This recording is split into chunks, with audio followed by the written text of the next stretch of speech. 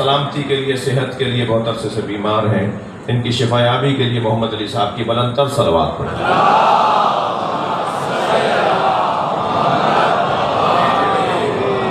توجہ میرے ساتھ ہے، بات آگے بڑھے۔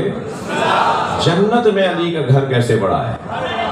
ایک جملہ کہوں گا، میں گھنٹہ بول سکتا ہوں، طالب علم ہوں، اپنی عاجزی کا احساس بھی رکھتا ہوں، اپنی ناتوانی کا احساس بھی رکھتا ہوں، مگر جنت میں علی کا گھر کتنا بڑا ہے میں اس کے بارے میں گھنٹہ بول سکتا ہوں۔ بس ایک جملہ کہوں گا، جس علی کے بچوں کے ہاتھ میں جنت ہو۔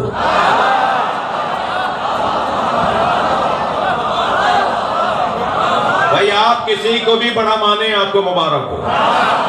آپ پنجتن کے علاوہ، ائمہ اہل بیت کے علاوہ کسی کو بھی بڑا مانیں، آپ کو مبارک ہو، مگر ہمیں اطمینان یہ ہے کہ یہ واحد گھرانہ ہے جو جنت کی ضمانت لیتا ہے۔ کسی کے ہاتھ میں جنت نہیں ہے سوائے ان کے۔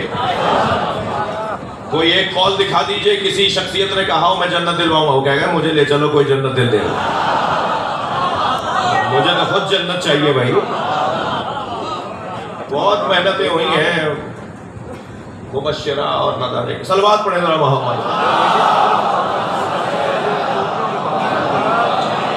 اس سے بلند صلوات عطیہ کر رہے ہیں۔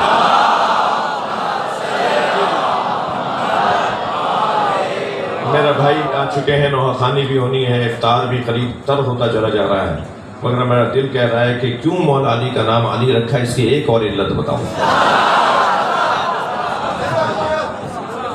لأنه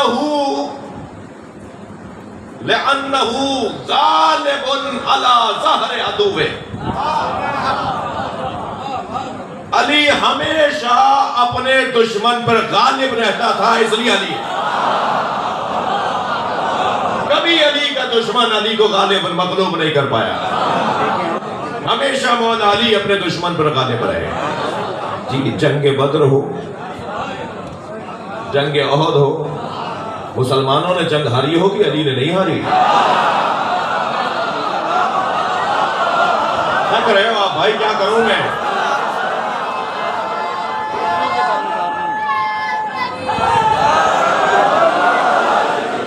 جنگ بدر ہو، جنگ احد ہو، جنگ خندق ہو، جنگ خیبر ہو، جنگ حنین ہو، کوئی ایک جنگ بتائیے جس جنگ میں مولا علی علی نہیں تھے۔ جنگ بدر کے اندر جب آئے مسلمان تو مشرکین مکہ ایک کرائے کا قاتل لے کر آئے۔ لوگ کہیں گے بھائی یہ کہاں سے لے آیا؟ یہ تو آج کی اصطلاح ہے بھائی، اصطلاح آج کی ہے، مزاج پرانا ہے، مزاج پرانا ہے۔ نام ہے اس کا نوفل۔ نوفل جی، اس کو کوئی تعلق نہیں ہے کہ میں کسے مانگنے جا رہا ہوں، اسے تعلق یہ پیسے کتنے ملیں گے۔ یہی آج بھی ہو رہا ہے جی۔ اسے لے آئے میدان بدر کے اندر، اسے نہیں پتا سامنے حمزہ ہے، سامنے علی ہے، اسے بس اتنا بتایا گیا ہے کہ چلو لڑنے کے لیے اتنے پیسے ملیں گے، جتنے مارو گے اتنے پیسے ملیں گے جی۔ اوور ٹائم بھی لگایا ہوا ہے۔ اسٹیل مل والے تو یہ جملہ اچھا سنیں گے نا، تو وہ اسے نہیں پتا، اسے مگر اتنا بڑا بہادر ہے، اتنا بڑا پہلوان ہے کہ اونٹ کا بچہ تو ایک ہاتھ سے ہی اٹھا لیتا ہے، دونوں ہاتھوں سے تلوار چلاتا ہے، 4 سمتوں میں اپنے مخالف سے جنگ کرتا ہے۔ اس طرح کا جنگجو۔ جیسے ہی پتا چلا کہ نوفل بھی آیا ہوا ہے تو سرکار نے توجہ، نبی مکرم نے اپنے دونوں ہاتھوں کو اٹھا کے مناجات پڑھی، جن میں ایک جملہ یہ ہے، اللہم اکفنی نوفلا، یا اللہ مجھے اور میری امت کو نوفل سے محفوظ رکھ۔ اتنا شدید، اتنا بڑا پہلوان، مجھے اس کے شر سے مجھے اور میری امت کو محفوظ فرما۔ ابھی سرکار نے دعا فرمائی، جنگ شروع ہو گئی، جنگ گھمسان کی شروع ہوئی۔ ایک بہبوہے کا عالم تھا کہ ایک ٹیلے پہ کھڑے ہو کے سرکار جنگ کے منظر کو دیکھ رہے تھے، تو جنگ کے منظر کے درمیان حضرت ایسے تلاش کر رہے تھے کہ ایسے دیکھ رہے تھے جیسے کسی کو تلاش کر رہا ہو۔ تو دور سے مولا علی نے آواز دے کر کہا، یا رسول اللہ آپ کسی کو دیکھ رہے ہیں؟ فرمایا من لے علم بنوفلا، کوئی بتا سکتا ہے کہ نوفل کہاں لڑ رہا ہے؟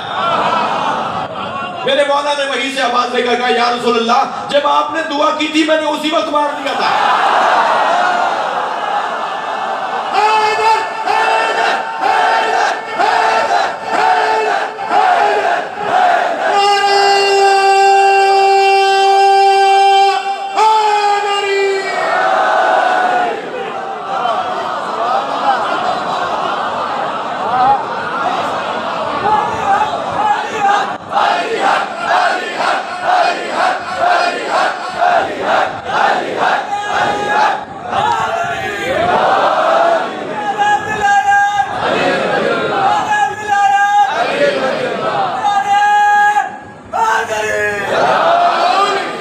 ہمارے جملے کو ریپیٹ کریں. آپ حیدر حیدر کا نعرہ لگا کے خود اسے ریپیٹ کریں.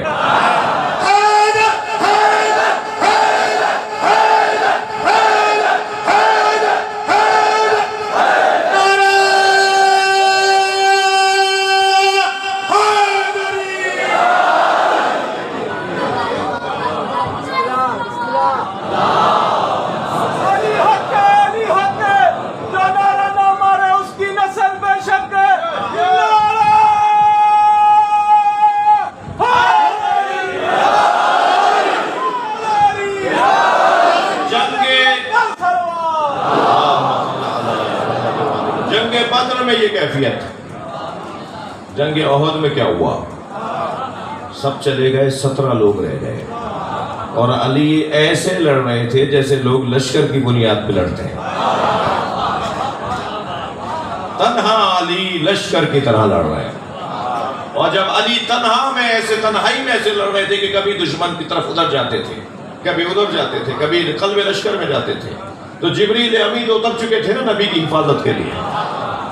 تو سرکار کے پاس جبریل نے بیٹھ کر کہا یا رسول اللہ دیکھ رہے ہیں آپ کا علی کیسے لڑ رہا ہے؟ تھکے نہیں، تھکے نہیں. دیکھ رہے ہیں آپ کا علی کیسا لڑ رہا ہے. میرے مولا نبی نے بے ساختہ فرمایا کیف لا انہ منی وانا منہ. کیسے نہ لڑے، میں اس سے ہوں وہ مجھ سے ہے. جبریل جانتے تھے یہ منیت کیا ہے. فوراً جبریل نے کہا انا منکم، اور میں آپ دونوں سے ہوں.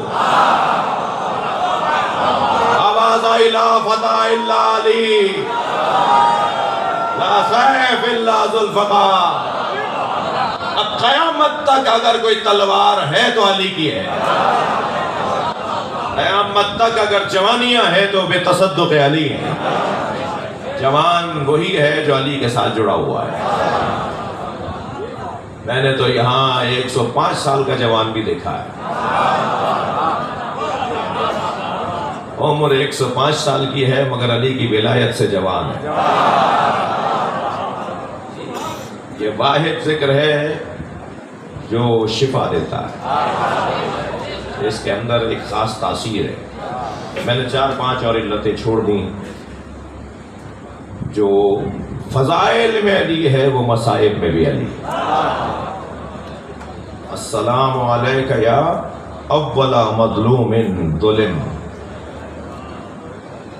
سلام ہو سب سے بڑے مظلوم پر. سب سے بڑا مظلوم امام حسین کو کہا جائے گا، لیکن امام حسین کو سب سے بڑا مظلوم نہیں کہا ہے. میں تو ایک ہی علت بتاؤں گا. امام حسین کو زیارت میں، زیارت نامے میں ائمہ نے، امام نے، معصوم کو سب سے بڑا مظلوم نہیں کہا. مولا علی کو سب سے بڑا مظلوم. اس لیے کہ حسین مولا کربلا کے میدان میں جب زخموں سے چور گھوڑے سے زمین پر آئے تو جب قاتلوں کا حلقہ تنگ پڑنے لگا، کسی کے ہاتھ میں خنجر تھا، کسی کے ہاتھ میں تیر، بھالا، برچھی تھی، تلوار تھی. قاتل آہستہ آہستہ امام کے بدن کے قریب آنے لگے تو ایک سپاہی نے، یزیدی لشکر کے سپاہی نے کہا اتنا رک جاؤ کہ حسین کے روح پرواز کر جائے. جب حسین کے بدن سے روح نکل جائے تو پھر تم سر کاٹ لینا. تو ایک قاتل نے مڑ کر دیکھا اور اسی سے پوچھا کہ کیسے طے کریں ابھی حسین زندہ ہے. اس لیے کہ امام حسین کے بدن میں تحرک نہیں تھا. امام کا بدن متحرک نہیں تھا، ساکت امام لیٹے ہوئے تھے سجدے کی کیفیت میں تھے. ظالموں کو پتہ نہیں چل رہا تھا کہ روح بدن میں ہے یا نہیں. کہنے لگا کیسے طے کریں حسین زندہ ہے. تو ایک اور ظالم کی آواز آئی، سپاہی کی آواز آئی، میں ایک جملہ کہوں گا حسین زندہ ہوئے تو اٹھ کے بیٹھ جائیں گے. میں اس ظالم سے کہوں گا کیا تکلیف دینا چاہتا ہے. مگر جب سب نے کہا بولو کیا بول رہے ہو، کیسے طے کریں حسین زندہ ہے، تو کہنے لگا حسین زمین کربلا پر ہیں اور سپاہیوں نے زینب پر حملہ کر دیا. بس یہ جملہ سننا تھا. امام نے کوہنیوں پہ زور دیا. امام حسین نے خود کو بلند کر کے ہاتھ بلند کیا، اشارہ کیا پہلے میرا گلا کاٹو، پھر میری بہنوں کی طرف جانا. امام حسین کے سامنے کسی نے جناب زینب کو دیکھا نہیں تھا، کسی نے تازیانہ نہیں مارا تھا، لیکن سلام ہو اول مظلوم علی پر، علی کے سامنے زہرا پہ دروازہ گر رہا۔ اجر و کمال اللہ، اجر و کمال اللہ، حق ہے ایسے ہی رونے کا۔ اللہ آپ کو کسی غم میں نہ رلائے، سوائے غم اہل بیت میں رونے رلانے والوں میں قرار دے۔ اول مظلوم علی، اجر و کمال اللہ، اجر و کمال اللہ، اجر و کمال اللہ۔ اللہ کسی غم میں نہ رلائے۔ میرے بزرگ روتے ہوئے کہہ رہے ہیں کہ کسی نے نہیں بتایا تھا کہ قرآن میں آیت نازل ہوئی ہے اس گھر کی تعظیم کرو۔ عجیب داستان تو یہ ہے کہ کس کو کون بتاتا، جو وہاں موجود تھے ان سے زیادہ تو کوئی جانتا نہیں تھا۔ اجر و کمال اللہ، اجر و کمال اللہ۔ آپ کی آنکھوں میں آنسو ہیں۔ ہاں، ماہ رمضان 40 ہجری جب آیا، علی پورے رمضان میں بتاتے رہے کہ یہ میری زندگی کا آخری رمضان ہے۔ بازار سے گزر رہے ہیں، ایک چاہنے والا پنساری کی دکان سے کچھ خرید کے لا رہا ہے۔ فرمایا کیا خریدا ہے؟ کہنے لگا مولا میں نے داڑھی کو رنگ کرنے کے لیے خضاب خریدا ہے، میری داڑھی سفید ہو گئی ہے۔ تو جب اس نے کہا نا میں داڑھی کو خضاب کروں گا، تو امام نے اپنی داڑھی پر ہاتھ پھیرتے ہوئے فرمایا کچھ لوگ تو وہ ہیں جو داڑھی کے لیے خضاب خرید رہے ہیں اور کسی کی داڑھی اس کے سر کے خون سے رنگین ہو جائے۔ ایسے ہی 15 رمضان کو خطاب کر رہے تھے، خطبہ دے رہے تھے، خطبہ دیتے مجمع میں امام حسن کی طرف دیکھا، فرمایا بیٹا حسن آج کون سا روزہ ہے؟ فرمایا بابا 15 روزہ ہے، 15واں روزہ ہے۔ پھر ایک مرتبہ چہرہ بدل کے دوسری طرف دیکھا تو امام حسین کو دیکھ کے فرمایا بیٹا عید میں کتنے دن رہ گئے؟ اجر و کمال اللہ، اجر و کمال اللہ۔ فرمایا بابا 15 دن باقی رہ گئے۔ تو پھر ایک ٹھنڈی سی سانس لے کے فرمایا ہاں جو 21 رمضان کے بعد زندہ رہے گا وہ عید کرے گا۔ اجر و کمال اللہ۔ میرے مولا سارے مہینے یہ آگاہ کرتے رہے کہ میں جا رہا ہوں، میں دنیا سے جا رہا ہوں۔ روزانہ کسی نہ کسی رشتہ دار کے گھر میں افطار کرتے ہیں۔